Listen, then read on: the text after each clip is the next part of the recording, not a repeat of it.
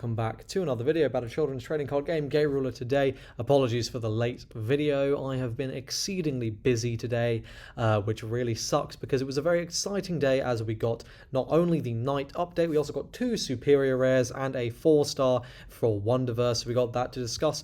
Let's go ahead and get right into the video. Thank you, Sundial, my Simeon level supporter. Let's get started. The night buff is here. Now, if you have not seen my video where I predict all of the ruler buffs, you can check that out there. I think it's a fun video, and I think I'm going to give myself half a point here because the main thing I wanted was a 4-card starting hand, and that was the main thing that people said wasn't going to happen, and that was because it would involve changing the physical card. Whereas if you change the sort of deck building, that's all online, that's much easier to stomach. But here you go. As you can see, it has been changed to 4 cards in hand, which is amazing as a starting hand and definitely really needed. Now it can actually feel like a sort of card game. Getting that initial advantage, you're starting your turn with either 5 or 6 cards. Actually having options, actually being able to strategize is really, really nice. And especially when we see the support that is available in set 3, Knight is looking to be very good indeed. So of course, that is the only change. All we are seeing is a buff to the initial hand size. Nothing about counters or factions or legends or any of that sort of stuff. And I think that's fine, to be honest. Especially after reading these superior rares, I don't think Knight needs more than this. And speaking of the superiors, I can speak English. Speaking of the superior rares, let's just get right into that with the first one here. Lucifer, the Lightbringer. In my opinion, this is one of the best cards in the game, potentially the best cards in the game. So this is an Atlas level 4 superior rare. It is an Owl, Demon Lord, and Regenleaf. Regenleaf is not relevant at the moment, though it's coming up quite a lot, so I expect it to be. It is an Owl, which is relevant. A 5/5/2, so obviously pretty 8 stats, nothing fantastic. Of course, 5 HP hits. 5 HP is the annoying threshold, and 5 attack obviously hits over the annoying threshold, so that's good. And 2 strike is fine, but nothing spectacular. Cost reduction: as you play this from your hand, put 1 card from your hand in the bottom of the deck. If you do, instead pay a cost of 2 to play this card, and that's going to be the theme. And it seems like that's just going to be the cost reduction on this set of superior rares. Guardian Summon.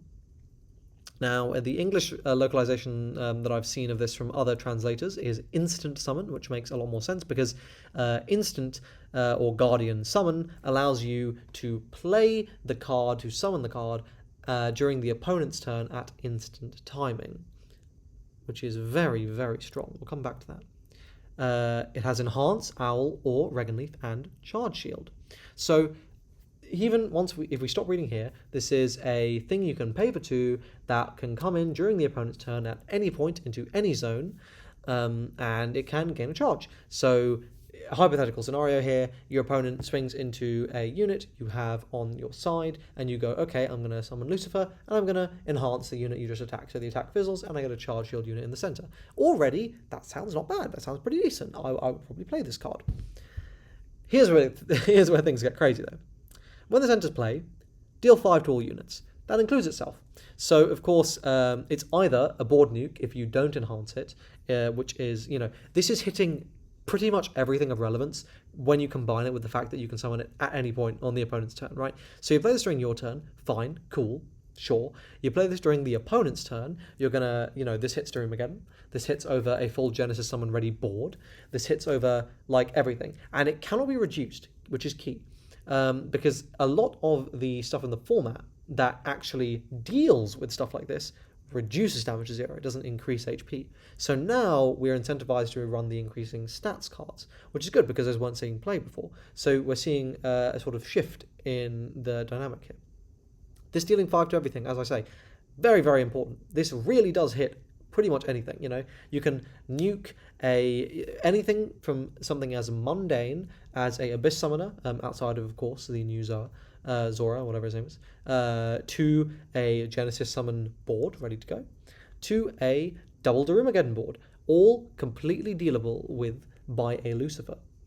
On top of that, it is also something that, yep, okay, sure, it's going to nuke itself, but you can just enhance it, in which case the thing you were going to lose anyway suddenly protects your Lucifer. So now you have a 5/5/2 that you can potentially drop in center or on a side lane. This card is very strong. Doesn't end there. We also see, once per turn, DR2, ready a resource. What the fuck is DR? Alright. Damage reversal. I was wrong. I'll admit it. I was wrong about that. It was not what I expected it to be. It's Counterblast from Vanguard, which I'm okay with. I think, not what I was hoping for necessarily, in the sense that I was hoping for this to be another mechanic that directly advantages Knight. However, having seen all the support Knight's getting right now, all the support energy rulers are getting right now, I think they probably didn't need another mechanic that strictly benefits them. And we will see this limit break style inevitably in set 4 or 5. Like, it's going to happen. There's no way it's not going to happen. So here, this Counterblast, for those of you who don't know, basically you take 2 cards and you damage, you flip them upside down. Now, what does this mean in terms of rulings and all that sort of stuff? Obvious things like basically the cards are treated as blank. As far as I know, you can heal them and stuff like that if card just says like heal. But if it says like heal 1x trait, like Wales, you won't be able to target the card that's placed down because it's treated as being totally blank. So essentially a counterblasted card or a damage reverse card treated as blank. That's all you need to know. You can infer most of the rulings from there. So, if you tried Schrodinger's cat, nothing's going to happen, for example, and that sort of stuff there. So, for your damage reversal 2, you get to untap once per turn at instant speed, which means between yours and your opponent's turn, you have 2 extra energy to play with. Now, I'm not fantastic at arithmetic, but 2 untaps plus 1 card from hand equals another Lucifer. Which is kind of good. So, yeah, all in, I think this is probably the best card in the game. It is absolutely insane. The artwork is completely phenomenal, and it's an Atlas, which sorely needed this level of support. This card is god tier, nuts, amazing, insane. What a card. On to the second SR.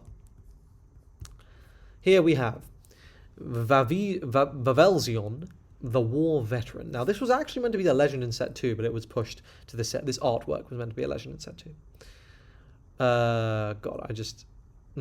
It looks so good. This is a dragon, a fire, and a Regan Leaf. Why does that matter? Regan Leaf, sure. Dragon, Genesis summoning, dragon deck, and fire, relevant for the protection you get in the dragon deck that has so far been sort of useless. Why would you want to protect this card? Let's keep reading. It is a 7/5/2. So, firstly, Lucifer deals with this. Secondly, 5, annoying. Thirdly, 7 hits over basically everything besides a Cthulhu. Very, very nice. Let's keep reading. Cost reduction, as expected. Card, pay a cost of 2. Worth saying, with double Canhel, this can become free. With Canhel in the level 3, this will become free. With the level 3, this becomes cost 1. With the Canhel, this becomes cost 1. Very easy to play this card very, very cheaply in a dragon deck indeed. On top of that, this is totally viable in Genesis Summoning, and will probably be a 4 of in Night-based Genesis Summoning, which I see just skyrocketing up the tiers every single card reveal, because, this is a 7/5/2 you can make with an ability, which we will come to. But first, it also has Guardian or instant summon, which means I can play this during my opponent's turn at any point, which nowhere near as good as Lucifer, don't get me wrong, but the fact that this is just a card you're playing anyway for its other ability and just being big and being a dragon and being a fire and all that sort of stuff, that you can also just go, I'm going to play this during your turn, kind of good. Final ability, what is that? Gurndal Full Burst. Oh, baby. Standard action, thank fuck.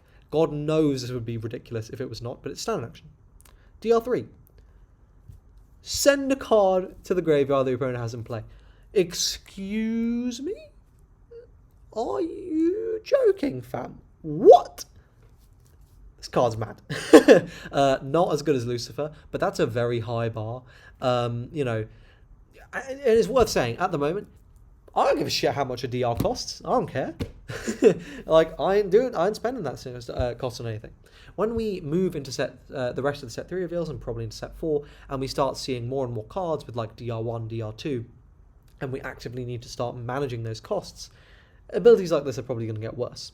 But for now, DR3 to just pop a card not once per turn, by the way. So if you get this late game, like you're at 9 damage, you can just Genesis summon into this and go, okay, DR3, pop your card, DR3, pop your card, DR3, pop your card. Your board is now gone.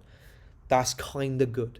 So, because at the moment, right, like as a resource, right, damage reversal is pretty much free as of this stage in the game. You don't really need to worry about it. Now, obviously, moving into the future, this is going to be a worse card. But at the moment, man, it's pretty good. And as a dragon card, it looks nuts. Now, obviously, the only thing being here, level 4, difficult to make with Genesis Summoning. So it's not going to be the easiest thing. You're more likely going to be playing this from your hand. But there we go. Finally, we've got this card, which is Cobra. Now, this is a collab card for Japan. And this is an old Jump manga. And we will not be getting this artwork or this name. They've already said that. It's Japanese only. Shame. I think it's pretty cool. But that's fine. Let's read the card. So it is a warrior, a superhero, and a future folk. So, superhero, sure. Future folk, important. Warrior, nice. Nice little bit of Genesis Summoning synergy there, potentially. Or dragon stuff, it's fine. It's level 2, it's a 3/3/2. Stats are sort of whatever. Counter is giant killing, popper level 3. We're seeing so many of these counters that are giant killing that at this point, like, level 3s are like getting to be the worst units to play in the game because you have to commit to them. They take up deck space and a lot of stuff can nuke them. So, of course, this will change in time. This is just a temporary thing where they're sort of introducing these cards as a measure to deal with the current format. But, yep, this has that counter, and of course it will be taking up this counter space as a result of that. Ugh. If your life is 2 or less, you can normal summon this for 1, and it gains Guardian Summon. Now, for 1, this is a 3/3/2. Instant to just play it with an ability, by the way, which says Bison 77 Magnum, deal 3 damage to an enemy unit. This is very good. Now, it is very difficult as well to sort of say how good is this card. I really do want to test it because it's going to depend on the state of the format, right? Like, how much stuff is there running around with 3 HP? Is that going to matter? However, my inclination is a card I can just play for 1. This is probably going to be very good in Wizard.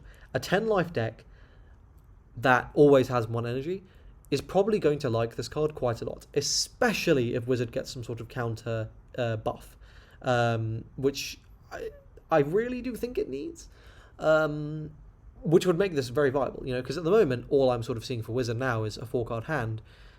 It doesn't really seem like enough. Because, the 10 life thing, right? Like, I don't know. We'll see. But yeah, Cobra, pretty good. So overall, I would say I am very happy with this stream, These new SRs are cracked. The Knight buff is perfectly good, especially with all these new cards. I think Knight is going to be doing just fine. And this final 4-star is very nice. My one concern, and I do need to say this, and this might be more of a concern for the Japanese market, but it's a concern for us too. What is the pull rate going to be on these SRs? Because in English, we're blessed. Our pull rates are ridiculous. You are getting, 1 of every single 4-star per box minimum, plus 2 legends, plus an Uber legend, plus an Uber 4-star, plus an Uber 3-star, or foil, ruler, or secret. Every box, right? We're getting a lot of stuff. So, in English, it is not unreasonable to assume that they might just reduce the legend pull rate and just insert an SR where that is, or just add in an SR in the place of a 3-star, or 2, ideally 2, because there are a lot of SRs in the set, and they're not limited. So I really think that we need to be seeing SRs at least 2 per box. I would hope 3.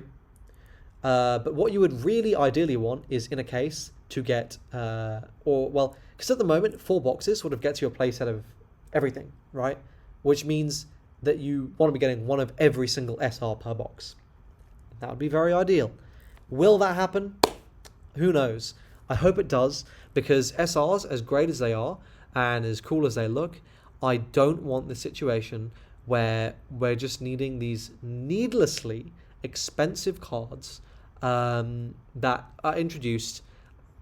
Then you didn't have to make them their own rarity, right? They could have just been 4-stars, and you could have just rarity downgraded some of the other stuff, or you could have just delayed them, right? Like, you know what I mean? So I'm cautious.